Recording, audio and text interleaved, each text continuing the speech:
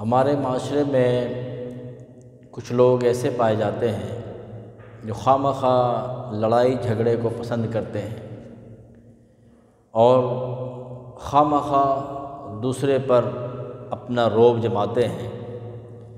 ایسے لوگوں کے بارے میں اللہ کے نبی نے فرمایا ابغض الرجال الی اللہ الالد الخصم،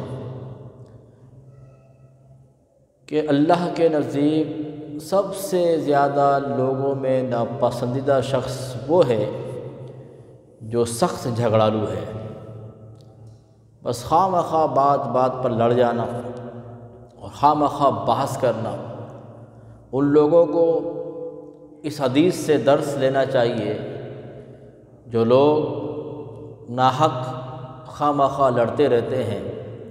بالخصوص ان لوگوں کو بھی پیغام دوں گا جو باہر کی زندگی تو بڑے آسان سے گزارتے ہیں، اگرچہ کاروباری طبقے کے لوگ ہوں، نوکری پیشہ لوگ ہوں، باہر دیکھیں ان کے پاس بچے آئیں، بوڑھے آئیں، جوان آئیں، ہر ایک سے اخلاق کے ساتھ پیش آتے ہیں۔ ان کا اخلاق بڑا اعلیٰ ہوتا ہے، لیکن گھر جاتے ہی ان کا اخلاق ختم ہو جاتا ہے۔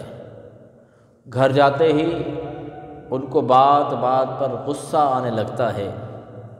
تو یہ لوگ، ان لوگوں کو سوچنا چاہیے جب باہر کی زندگی میں بڑے سکون سے رہتے ہیں، گھر میں بھی انہیں اچھے طریقے سے رہنا چاہیے، چاہے وہ باپ ہو، چاہے وہ ماں ہو، چاہے وہ بیٹا ہو، چاہے وہ بیوی ہو، چاہے وہ بیٹی ہو۔ اللہ تعالی ہم تمام کو عمل کی توفیق عطا فرمائے۔